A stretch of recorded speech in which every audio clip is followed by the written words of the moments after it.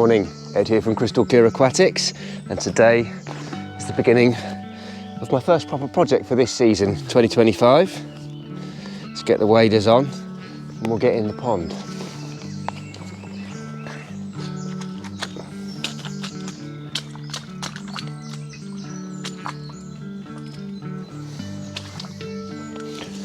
Now I think this represents most ponds in people's gardens. Bottom of the garden, a bit of shade, a lot of undergrowth and plants and bits and pieces growing overhead. Yellow flag irises, pseudochorus, and a leak in the pond. This is very typical. So this is a pond that's been here since the early 90s and the pond liner has finally given up. There's lots of holes. I've just found a little tear here straight away, but the pond's not holding any water. So the brief for this job is to come along and empty and essentially reline the pond. It doesn't really get any more basic than this. So I think that for a lot of you guys with ponds at the bottom of the garden, or if you're just trying to start up a small pond, this video is going to be quite useful to show you how to make just a very basic pond, but to try and keep it aesthetically attractive and to try and get the edging and the pond lining put in properly. Now these pseudochorus or yellow flag irises are really a little bit too big for a pond of this size. They look a bit out of scale, and because the pond is very shallow, they've got the potential to grow and cover the entire pond. So all of this is coming out, all of the mud and the leaf litter, of which there's a lot, particularly where the pond has been positioned underneath all of these trees. There's a lot of autumn leaf fall every year, which has been filling this pond up. We'll get it emptied and we'll get it back down to the lining. And then once emptied, I can start to lift the surrounding turf to get the full extremities of the pond liner exposed, whip that out, and then we can start to do some work on the excavation itself. I'd like to make this pond a little bit deeper. It's far too shallow. I mean, this is the deepest part here, so it's a little over a foot at most. Now, wildlife ponds, natural ponds, they do want to have shallows. Shallows are areas of the pond which tend to be most productive. Amphibians are going to like the shallows. They're going to spawn in there, visiting wildlife, birds and amphibians are going to be coming in and using those shelves and shallows as well. But it's important to try and have a little deeper section of pond to increase the volume of water and to increase the stability of the pond. And it also makes sure that you've got an area in the winter months in deeper water where you've got a milder layer of water where some of the pond life that might overwinter in the pond can settle down and reside. So first job is to start getting these irises out. So this is a luxury that I don't have to worry about damaging the pond liner, because of course we're going to be putting a new one in. But the iris itself is pretty shallow rooted, but it does have a very thick rhizome. And when it gets big like this, it can get quite heavy and be quite difficult to remove. So I've just gone round and loosened it up a little bit first with a spade. And I'm now going to lift up sections of it and chop it up with just a little foldable saw like this. Get it into manageable sections.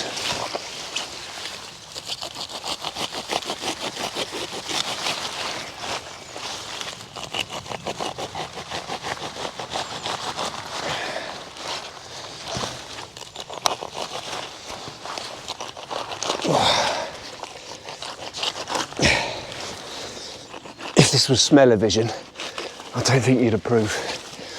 You can tell it's been sat here stagnated for quite some time with little water in. There's a lot of kind of anaerobic decomposition in here, so a bit of smell.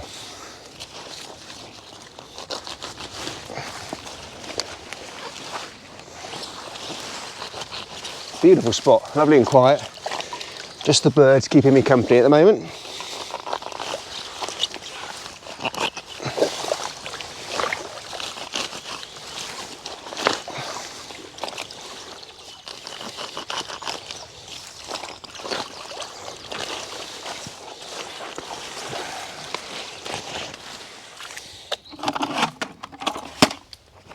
So that's all the irises pulled out. They didn't take too long.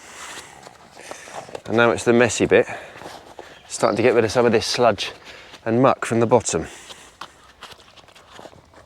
There's a lot of little midgies, little flying things that seem to have taken an interest in me. So I've whacked my hat on just to try and save my head. I can't scratch my hair and they're getting very itchy. So I used the pond vacuum initially just to get rid of some of the water. There wasn't really very much water in here, and likewise I haven't actually found and salvaged very much wildlife either. A few dragonfly larvae, one newt so far. I'll keep my eye out and see if there's anything interesting, and I will be keeping hold of a bucket of this muck, and that will go back into the pond when it's relined. And I've salvaged a little bit of the water, so my little blue tub that I often put fish in when I'm doing small pond cleans, I've kept a bit of pond water in there. That'll go back in as well.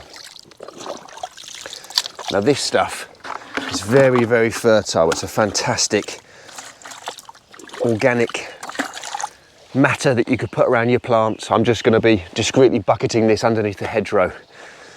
But it's a great mulch, lots of nutrients in there, far too good to waste.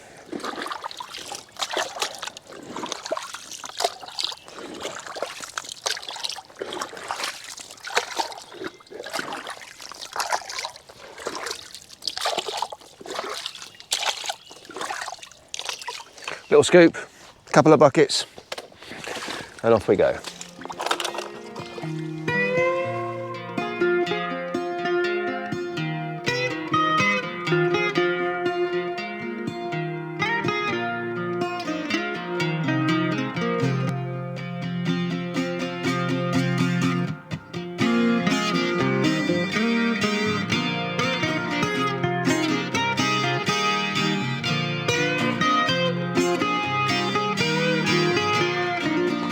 So there we go, the pond is fully emptied and we can now see the full shape and size that we're dealing with. So it's a nice classic kidney-shaped pond that always works very nicely with ponds. And there's been a lot of shallows, a lot of shelving that's been included in this, which is nice. You can never have too much shelving on a pond.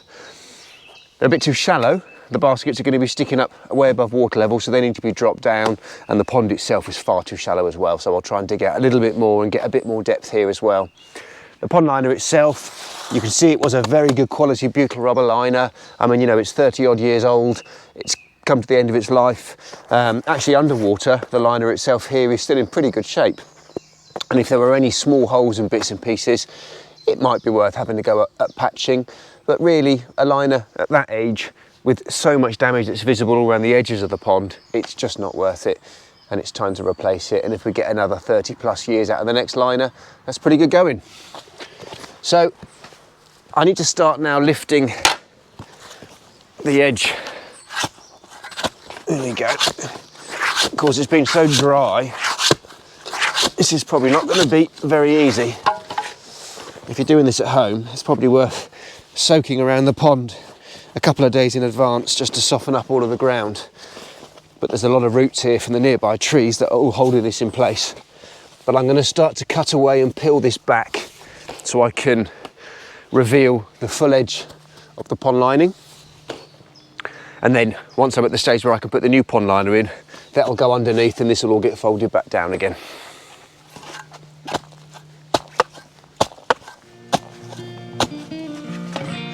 The ground is so dry, even right up to the edge of the pond. That made that quite difficult to dig, especially as it's so rooty. But that's the edging chopped away. It's not particularly level, so once I've got the liner away and I'm starting to excavate and dig, I will make sure that the shelving is all level as I work my way down. The next thing is to reveal the ground beneath. That sounds like a band name, doesn't it? The ground beneath. And chop away the pond liner. Now, have we used... Now, this is going to be interesting to see if any pond fleece has been used. It doesn't look like it.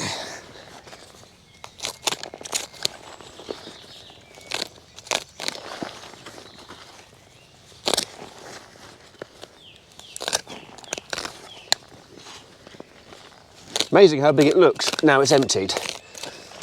It always looks so much bigger, but particularly when the pond's heavily planted. Wow, very naughty.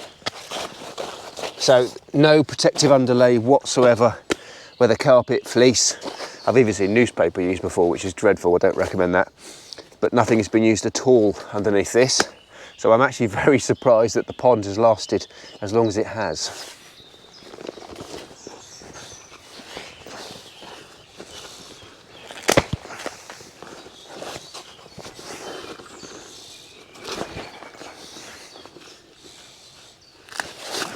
I'm quite grateful for it being so overcast. It's actually surprisingly hot doing this. So I've not found much wildlife. Now I've pulled the pond liner back, I've just discovered a couple of newts. And these things haven't been in water for a little while, tucked away underneath the pond lining. And they look like little palmate newts to me. You'd be excused for thinking that these guys were little lizards or salamanders when you see them like this. Look at that lovely little orange spotted tummy there.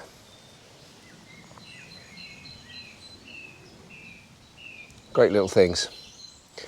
We'll go and keep those, put them somewhere carefully in the undergrowth.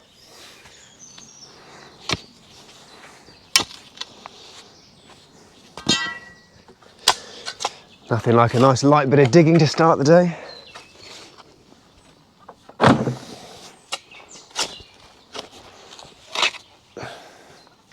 Still, what a beautiful start to the day.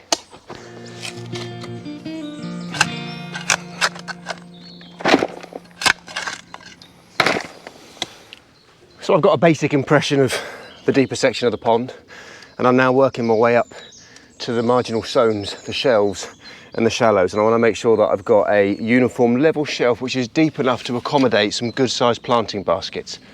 Now, as I said at the beginning, this is quite a simplified job. We're not putting any marginal zones or purpose-built areas where we can plant bare rooted directly to the pond. We're going to be using traditional planting baskets here, and it's really important to make sure that your shelves that you're standing the baskets on are level or leaning back slightly to the outer edge of the pond rather than sloping into the depths, because all that will happen is the baskets will end up sliding down into the deeper part of the pond and you'll lose them. And the other important thing to make sure is that you consider the size basket you're going to be using and make sure that the shelf is going to be deep enough to cover the basket. The last thing you want is baskets sitting up proud of the water surface, because that looks really unattractive. So I'm gauging the depth based on a sort of a medium to large basket. I think most of the planting is going to be done in smaller baskets like this, but I shall make sure that the shelf is as deep as this basket with an inch of water on top of that, so that if we plant any larger clumps of, for example, purple iris or some sort of medium-sized reed mace or something which might get a little bit top heavy, we've got a bigger basket to put it in, but the shelf is deep enough to accommodate that. Just working my way around, having a scrape, using the level now and again just to check and make sure that I'm going the right way. It doesn't matter if it's a little bit higgledy-piggledy. It doesn't have to be, you know, sort of billiard table smooth, but I just want to get a general impression of having a nice level shelf.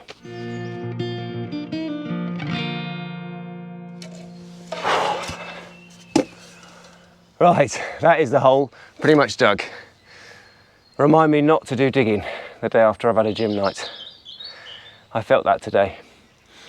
There's a lot of roots, a lot of little rocks and bits and pieces that I'm going to have to deal with.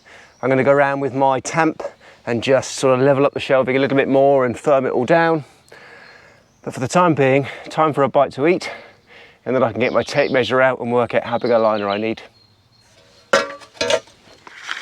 Okie dokie, time for the tape measure.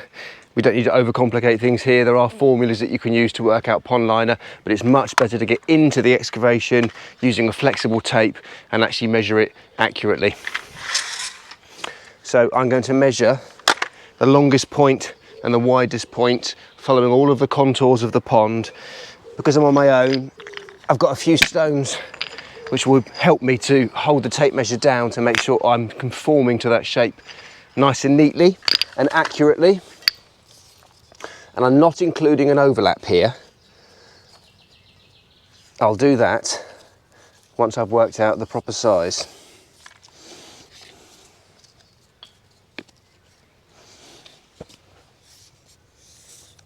And I'll do this a couple of times just to make sure that I'm correct. Measure twice, cut once.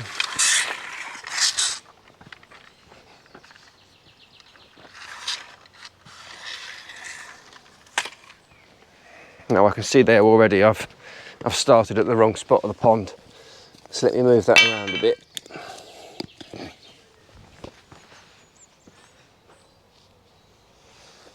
There we go, about there's better.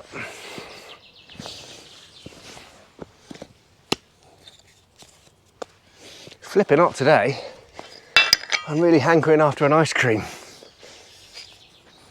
So this is what you're looking for. A nice flexible tape that's running along all of the contours of the pond. And I've done this a couple of times, and both times it's worked out the same. I'm going for a 6 metre liner, and that allows a bit of an overlap either side of about kind of 6 to 8 inches, maybe a little bit more. And now I'll do the same with the width. And there we go, I've measured the width twice. And actually, it's absolutely bang on to my original estimate. I'd quoted for a 6x4 liner, and a 6x4 liner is exactly what I need. So I'm going to get on the phone to my good friends at Gordon Low Pond Liner, order up some good quality fleece and some decent rubber lining. And then the next part of the job will be sourcing materials.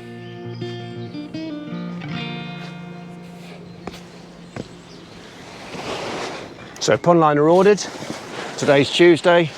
It's due to arrive here Friday, so not too long a delay. But in the meantime, I've just folded back over all the foliage that I want to retain, and I've given everything a really good soaking, including the pond itself. I don't want it to dry out in the few days I'm not here. We're not forecast any substantial rain. So by giving it all the water, giving the foliage a daily drink, and keeping this covered over with the old pond liner, that's going to protect the shell and it's going to help stop it from cracking and potentially crumbling.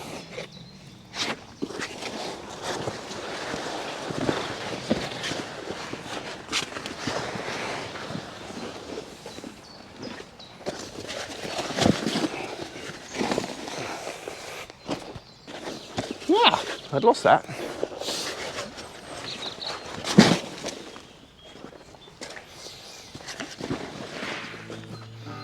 That'll do.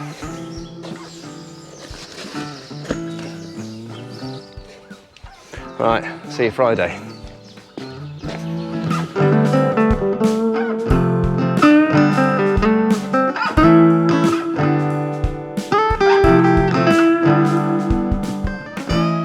Now we don't need to overcomplicate things here.